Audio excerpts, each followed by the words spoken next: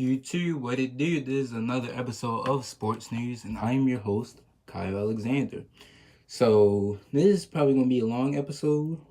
Um, I meant to drop this Friday, but had a busy weekend. But yeah, after this is my free agency predictions, but we got a couple headlines in the sports world, and yeah, and after this, I will drop my episode for my NBA MVP race episode. So that being said, let's hop into this video. Some news is one of the predictions that I had happened. D Ford got franchise tagged by the Chiefs, and yeah, I think it was a smart move by the Chiefs. I kind of saw it coming. Because it was his contract year, and it was a contract year where he has career year, and yeah, it was just a smart move to tag him, and then end up working on a long-term solution. With that, what's the name? Another thing is former first-round pick John Ross is on the trade block. The Bengals are looking for trade offers for him. I think they might be giving up on him too soon, but I think a change of scenery could help John Ross. I wouldn't mind him on the Ravens with his speed. Another team I could see him on, maybe Tennessee, San Francisco. That's just my opinion. I would like the Ravens to get him, and then for him to like ball out into that receiver that we all wanted to see him be. But yeah, so that's it. All right. So some breaking news. Former tight end and Monday Night Football announcer Jason Witten comes out of retirement and signed a 1-year contract with the Dallas Cowboys. And I got this from a kid in my history class. His name is Jake Williams. So shout out to Jake for letting me know this. This is kind of crazy. This just came out the blue. He's 37, and Dallas did need a tight end, but at the same time, I don't think they did, because towards the end of the season, Blake Jarwin started to step up and prove that he could be a good tight end. And yeah, I just don't know if Jason Wayne come out of retirement was the right move. But he wasn't good in the booth, I guess. So he was like, no, I'm not good here. Let me just go back to what I was good at.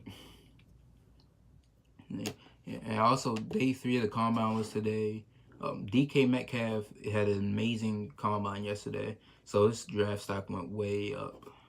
This man's like 6'3", 230 pounds, and he ran a 4.33 40-yard dash. Oof, that's just crazy. Next up, the Baltimore Ravens have parted ways with Alex Collins after a car crash arrest. Alex Collins, I don't know. I don't even know what happened. Like he just went like boom. It was like he just went boom and then straight downhill. Didn't do too much this year, and then he got hurt. But I think, he was a free agent, or no, he wasn't a free agent. But I think the Ravens were considering like getting rid of Alex Collins. That frees up some cap space, and because the Ravens need a number 1 running back option. Next up, the Eagles. This is another prediction I got right that already happened. Defensive end Brandon Graham signs a 3-year, $40 million extension with the Eagles, and they also extended Jason Kelsey to a 1-year deal. So yeah, Eagles keeping some in-house free agents. The only thing is, they don't know. People don't know if they'll keep JJ or if they might go after Le'Veon Bell. Alright, good. I'll talk about that later. But yeah, Eagles able to sign Brandon Graham to that extension. And I believe if he didn't sign with the Eagles, like if the Eagles let him go, then that rookie from last year, Josh Sweat, I think he would have seen an increased minutes in the field time. Next up, we're staying in that division as I was about to say Vikings. The Giants defensive end or Giants edge rusher Olivier Vernon and Chiefs middle linebacker Justin Houston are on the trade block. Olivier Vernon, he was one of the 2016 defensive free agents that the Giants went after, And he had 7 sacks this year, which led the team. Olivier Vernon, he could definitely be useful on another team. And Justin Houston, yeah, Chiefs just need to move on from him in his contract. So, or the Chiefs just need to move on and try to try to get some more younger pieces. Next up, all right, getting into some baseball here, stepping out of my comfort zone a little bit. Bryce Harper signs a 13-year, $330 million contract with the Phillies. Talk about cash. I'm about to start playing baseball in the minute now. Think about it. And all that money's guaranteed. So Bryce Harper, if he wanted to, he could retire and then just get 330 mil straight up like that. I'm gonna have to start playing baseball. Need to work on my swing. But yeah, and then after he signed with the Phillies, he tried to recruit Le'Veon Bell to play for the Eagles. A picture came out of him and Le'Veon Bell in the Instagram DM saying like, hey, like let's bring this city some championships and da. Honestly, I don't see the Eagles getting Le'Veon Bell because I mean I think he could fit the system, but I just don't see him having the cap space. Alright, going and we're gonna head over. We're gonna end the headlines with the NBA as the Spurs agree to buy out Pau Gasol, and Pau Gasol plans to sign with the Bucks and is eligible to play in the postseason. Not a bad move by Pau Gasol. Wanted to play for a playoff contender, even though the Spurs were like eighth, or they were like, I think the Spurs were like in the bottom of the playoff race, but at the same time, he wanted to go to a team that he knew would make the playoffs probably. And honestly, I don't really see why he signed there unless he's coming off the bench because Brook Lopez has actually been balling out this year. So, yeah. And Kings rookie power forward Marvin Bagley is out 1 to 2 weeks with a sprained knee. That'll definitely hurt their starting lineup as he is a key part of the young Kings core. All right, now without further ado, we will get into my free agency predictions.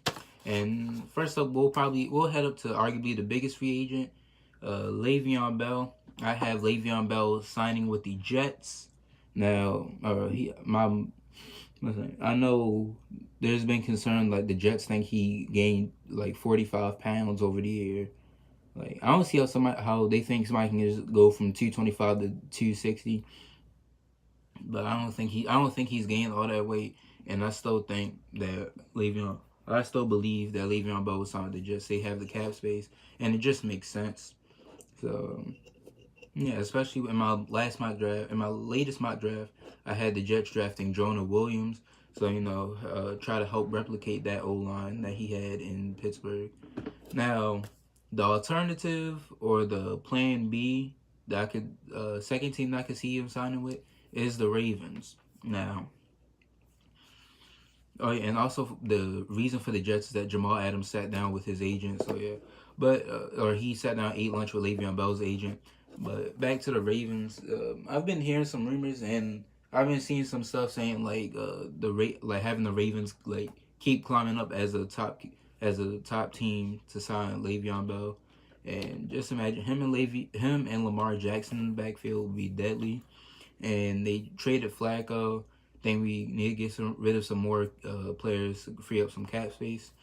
But yeah, honestly, I have Le'Veon Bell signing with the Jets, and my mock contract or my prediction for the contract will be Le'Veon signs a $16 million sign a contract for $16 million a year.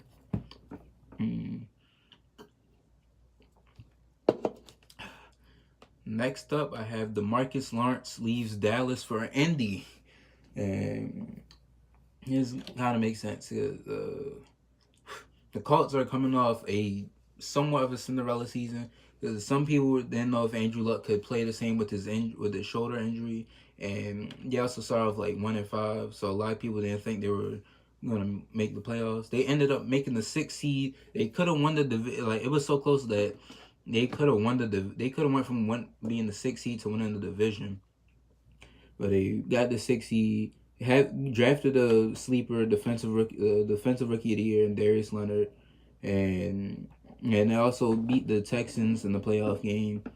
So I think they also, but this year, I think they're going to focus on defense a little more and maybe another receiver to pair up with T.Y. Hilton.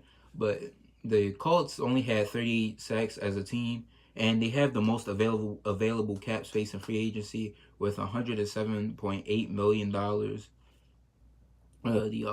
And yeah, I could just see them going after the Marcus Lawrence. Plus, I just saw something saying that they could not work, that the Marcus Lawrence and the Dallas Cowboys couldn't um, work out a long-term deal. So I believe the Marcus Lawrence will hit the market, and that the Cowboys will sign him for 19 mil a year.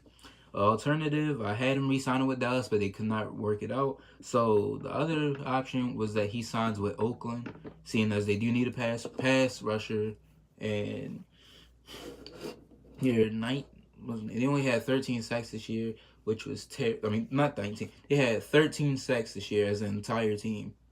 That's terrible. Khalil Mack almost had more sacks than them. Khalil Mack had 12 and a half sacks, and the Raiders got 13 sacks. Aaron Donald had 20 for Pete's sake. So I think Oakland could make a pitch for DeMarcus Lawrence. And yeah, I think because Oakland is one of the more appealing teams in free agency. Got some cap space. They have 3 first round picks, and they're one of the team. They were one of the teams like that in the Antonio Brown sweepstake. And yeah, I think Marcus Lawrence could go to Oakland and he could be like the main guy in that front seven. So yeah, and also with pair up with Maurice Hurst, who's actually pretty good. So yeah.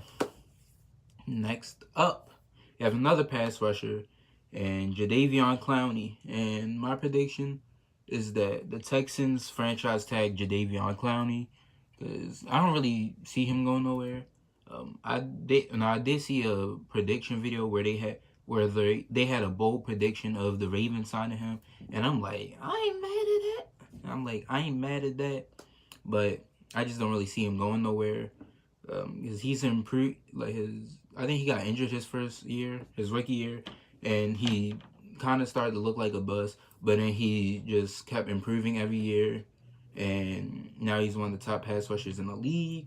Also, being in the same defense with J.J. Watt and that scary Houston defense. I just believe Jadeveon Clowney wouldn't leave that place. He's like, no, I'm comfortable here, and we got a good I believe he's like, we got a good thing going here, so why mess that up? Just So, but yeah, I have the Texans franchise tagging now. And next up, we're staying on defense in this defensive heavy draft class, or not free agency class, and we have Earl Thomas. This has gotta been crazy because Earl Thomas was with Seattle, then the whole Legion of Boom left, and it all started with a game against Dallas. I believe they beat Dallas, and it all started at the end of the game when he rushed over to the Cowboys locker room and told Jason Garrett to sign him if he's done with Seattle. Now, that was kind of disrespectful, and that kind of set off that whole domino effect. Then it also led to Earl Thomas. He's playing good this year. He had 2 picks against the team that he wants to play for.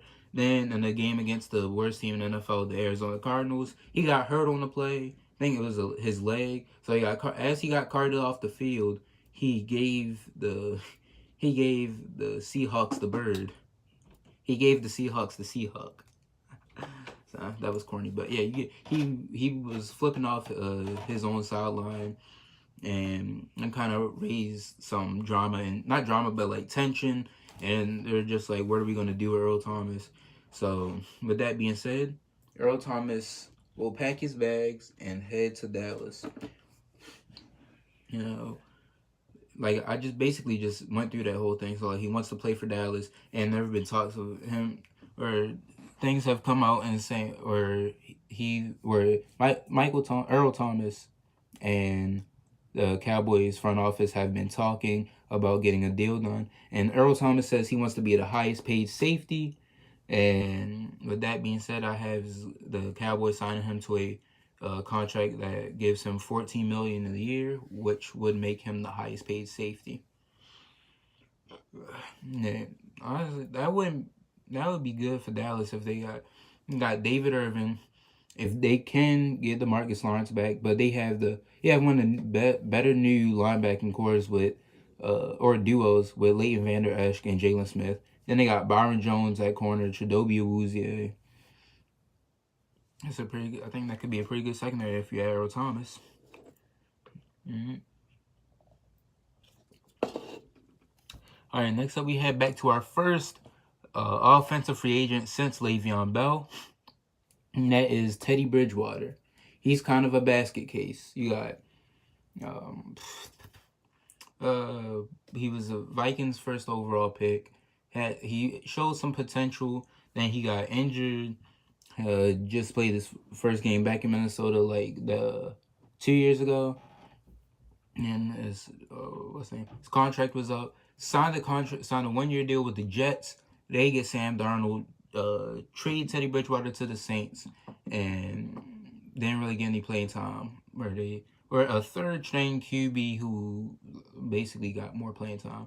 If you don't know what I'm talking about, Taysom Hill. Yeah.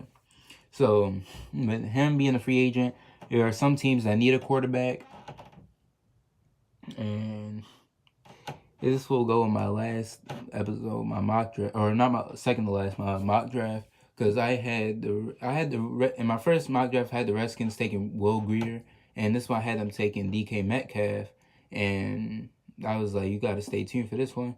So the reason I have them taking DK Metcalf is because I believe Teddy Bridgewater will give the Redskins life, as the Redskins will sign him to a $6 million deal.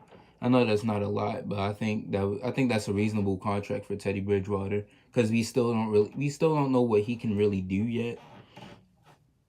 And yeah, if I was Teddy Bridgewater, I would take that. I would say like a 1-year, $6 million deal, and then if he plays good, you could extend him. Great, and yeah, basically just gives the Redskins like a lot of leeway. Cause they need a quarterback because Alex Smith, I'm pretty sure his career is over because they say he had the career-ending infection. And who would you rather have a quarterback? Give Teddy Bridgewater a chance or Colt McCoy? Exactly. So next up, all right, this is the first trade that we have. I have Antonio Brown getting shipped to the 49ers. There's been a lot of talk about that. Or now they're saying there's 3 teams like pushing for him. It was the I think Raiders, 49ers, and Titans. But I have him going to the 49ers. I couldn't really think of a mock trade for this. Maybe Jaquiski Tart and a 2nd-round pick. The 49ers say they want something that will benefit them. So I think that could be a possible trade. And plan B is the Raiders. I think the Raiders can make a trade for him. Because the Raiders have 3 draft picks, and they said they wouldn't mind trade, or they're open to trading them. So I think, so I would make Antonio Brown for a 1st-round pick straight up. I would say Antonio Brown for your the one that you got from the Cowboys or the Bears, because I wouldn't give up the 4th pick at first. It's because like Oakland still needs a lot of help. But a 1st-round pick for Antonio Brown, a 1st and a 2nd, that would definitely help. That would definitely benefit the Steelers. So yeah, but I have him going to the 49ers. But plus, just think about that offense. If they can make that trade happen, you got Jimmy Garoppolo and Jerick McKinnon coming back, or Jimmy Garoppolo coming back. Then you got a two-headed beast at running back with Jerick McKinnon and Matt Breida. He was one of the guys he was one of my fantasy sleepers. I didn't do a video on that, but I was like, you know what? I heard stuff about Matt Breida, and Jerick McKinnon got hurt. I was like, I'm gonna take Matt Breida. But yeah, then you have Antonio Brown, Marquise Goodwin, Trent Taylor, and George Kittle at tight end. It's a deadly offense. All right, next up on the list, heading back to the G-Men and Landon Collins. They're not getting a contract done. Landon Collins has actually packed his stuff up, and he said he said he wants to play for, or he wants a contract extension. Like he wants to get signed to it. He said if he feels that he deserves a long term extension, and I think so too. He's balled out since he's played with the Giants, but they keep franchise tagging him. So I think he's gonna be like, no, it just don't tag me. I'm gonna hit the market, and I think Landon Collins, he's gonna betray. He's gonna be the most. He's gonna go from their best defensive player to the most hated man in New York as he betrays his team and he will become a Redskin. Yes, I have Landon Collins making that Alabama safety duo with him and Ha Clinton Dix in Washington and playing for the Redskins together. And this makes sense because what's the name?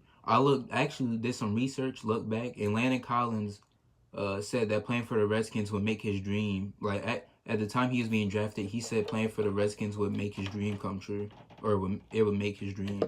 And after Redskins signing him to a deal that's worth $8 million a year, and Plan B would be the Packers because the Packers needed safety after trading Ha Clinton Dix. I think getting Landon Collins to pair with those young corners, Jair Alexander, Kevin King, and Josh Jackson, that would be a good pickup by Green Bay. But I have Collins going to the Redskins.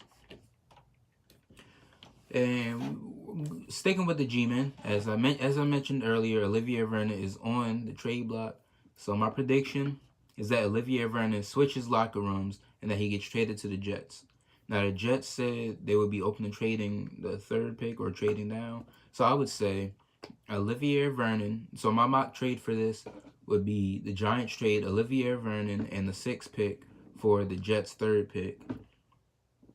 That moves the Giants up. They can get a quarterback, even though nobody ahead of them will really get a quarterback. I don't think anybody ahead of them would get a quarterback, but it just moves them up. And the Jets move down, they could still get somebody. And yeah, I think that would definitely help with their defense and their pass rushing. Now the plan B would be Oakland. Like I said, they need some pass rushing. So my mock trade for this would be Olivier Vernon and a 6th pick and a 6th overall pick for the Raiders' 4th overall pick. So the Raiders will move back 2 spaces, still have their 3 draft picks, and the Giants could get Kyler Murray, and the Raiders could get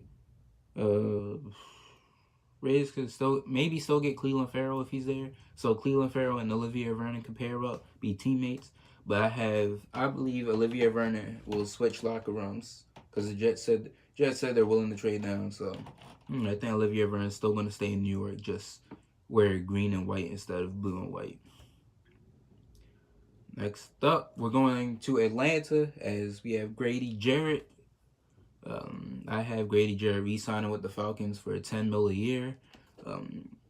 A plan B, I could see him going to the Browns, but I have him re-signing with the Falcons. As the Falcons, they said the Falcons are trying to re-sign him, and he said he's interested in re-signing with the Falcons. So yeah, I think they're going to re-sign to a long-term deal. But I could see him signing with the Browns, pairing him up with Myles Garrett and Larry Ogunjobi. But that would just be Cleveland's on the rise. I think everybody's on alert. Everybody's alert that Cleveland could make the playoffs next year, even win the division. And plus, I think the addition of Grady Jarrett with Myles Garrett, that would be deadly. That would be a nightmare for AFC North QBs. We're going to stay on the defensive line as I have Frank Clark, one of the rising stars. He's improved as a pass rusher in Seattle towards the end of the year. He's been one of those guys that stepped up when the team needed him. That's why I have him staying in Seattle for $5 million a year. It just makes sense. Yeah. All right, and next up, we have Nick Foles, guy who went from zero to hero, or from hero to zero back to hero. The rise, fall, and comeback. He had a great rookie season. He even tied the record by throwing 7 touchdowns in one game. He looked like he could be the next big quarterback. Then had his downfall, bounced around the league, and was actually considering retirement before the Eagles picked him back, brought him back to the team, and as he helped the Eagles, who from their the Eagles were having a dream season, and Carson Wentz got hurt, and Nick Foles stepped in, and he led them to a Super Bowl victory, and almost led them to a repeat this year. But then it was made about all ended by one drop pass and interception against the Saints. But yeah, Nick Foles, I believe he's in his 30s, but he's still a serviceable QB. And the Eagles did not tag him, the Eagles were going to tag him and then trade him, but they will not tag him. Reports have came out saying that he will become a free agent, and that the Jaguars are the team bidding on him. So that's why I have Jaguars winning the bid on Foles, because I think they're the only team like interested in him right now, or something. I don't know. So that's why I have him signing with Jacksonville for $10 million a year, and Jaguars.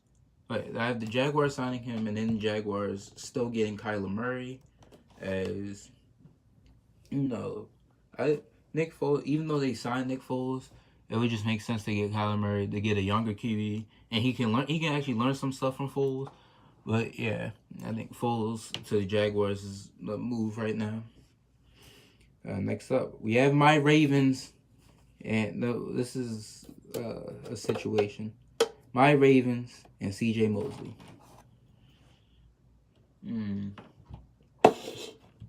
I put my Ravens hat on for this because I got some information.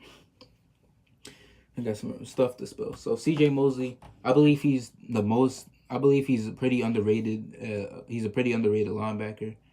I probably put him at top 3 because you got Kuechly, Bobby Wagner, and then who else really?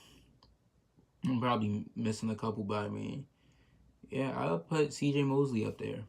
And people say he can't cover. His coverage isn't the best, but he's pretty good at covering. And C.J. Mosley is He's a good linebacker. Four Pro Bowls in 5 seasons. And there have been talks saying the Eric DeCosta wants to re-sign that young core. And oh yeah, I didn't mention this, but Ravens are already a step ahead on that, as they signed.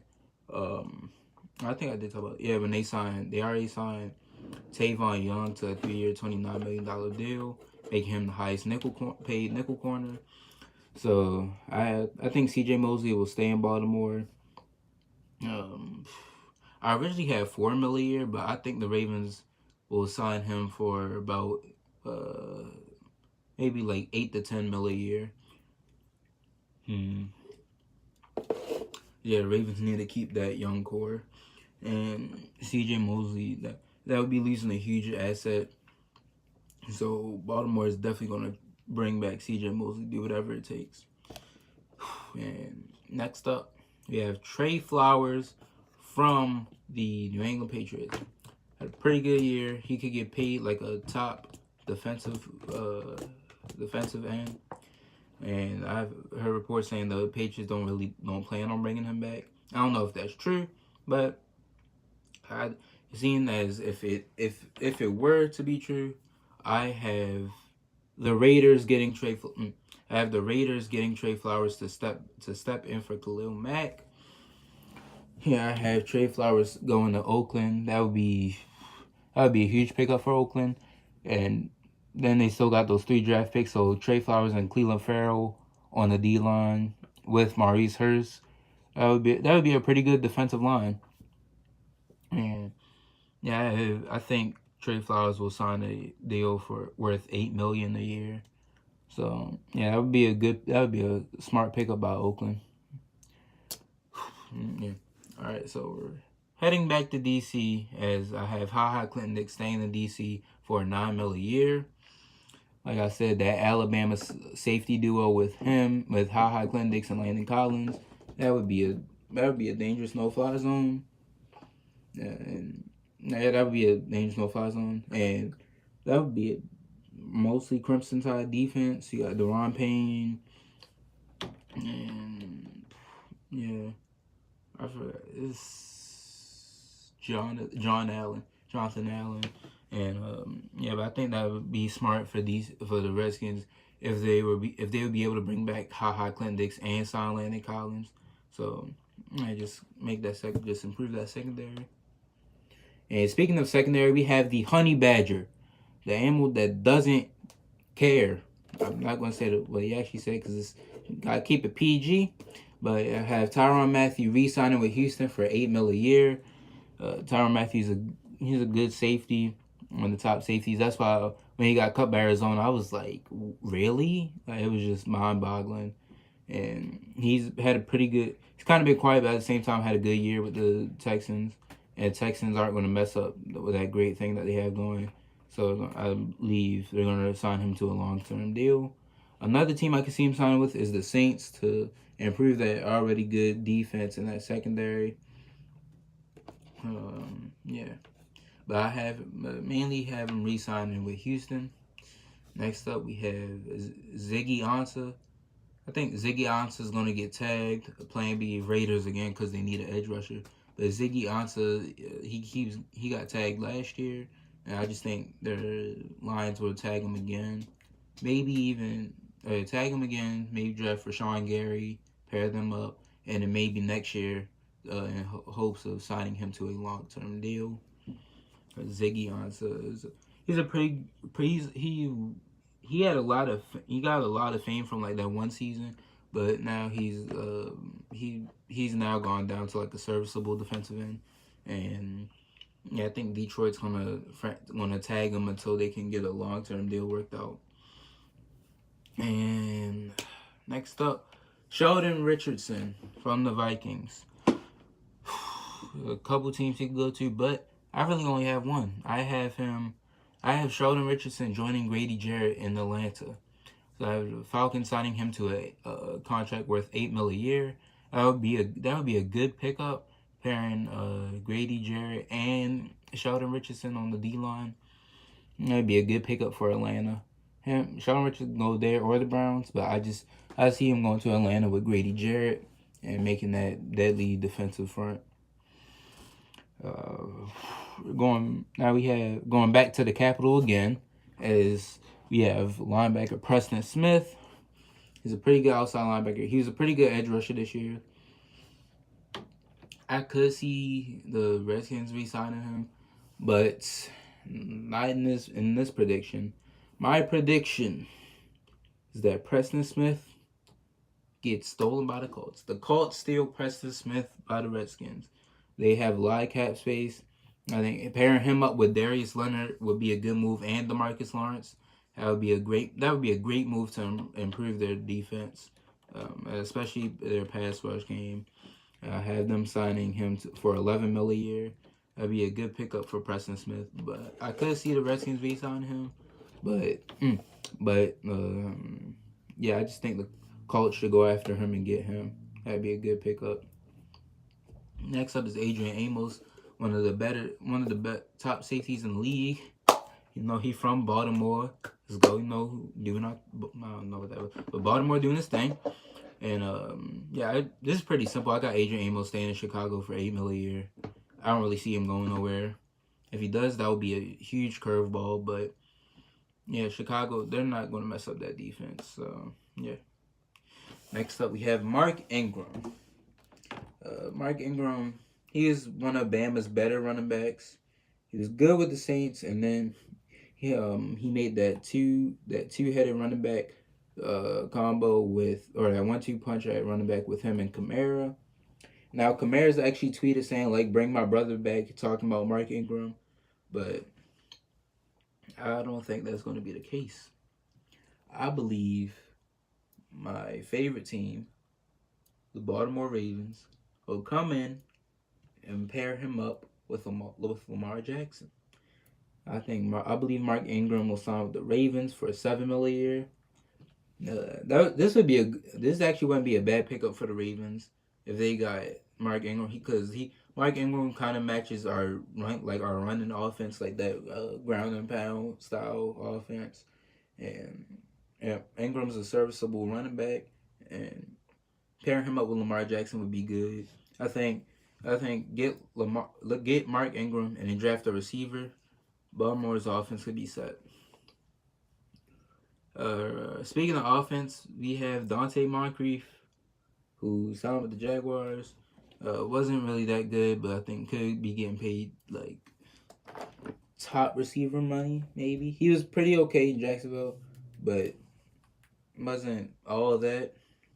But a team that could use a receiver, or actually, I don't know. I'm sugarcoating this, but yeah, I have the Jets stealing Dante Moncrief from the Jaguars because the Jets have actually said they're interested in Dante Moncrief, and yeah, I have them sign like a $8 million per year deal.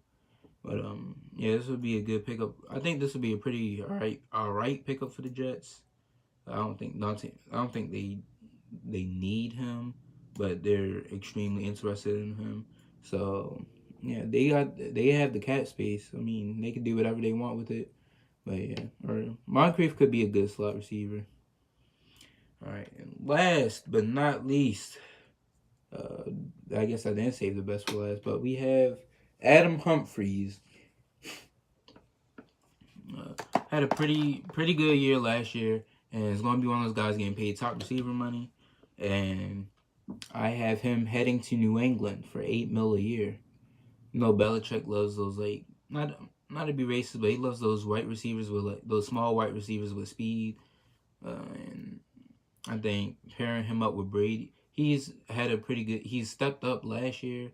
But I think he could be a good slot or a third receiver, or slot or a fourth receiver with Tom Brady. I'd probably say slot, but he could be a good slot receiver with Brady. Now, Bruce Arians did say he wanted to bring back Humphries, but I think he's going to go to New England for $8 million and pair up with Brady. All right, that is it for this episode. I will. My next episode will be my NBA MVP race. Then I might talk about Then I will talk about how an NBA player from the 2017 draft class is the most underrated player from that class, and then how a NFL QB might be a bust. But that is it for this episode with Sports News. I'm your host, Kyle Alexander. And please don't forget to like, comment, and subscribe. And I will talk to you guys later.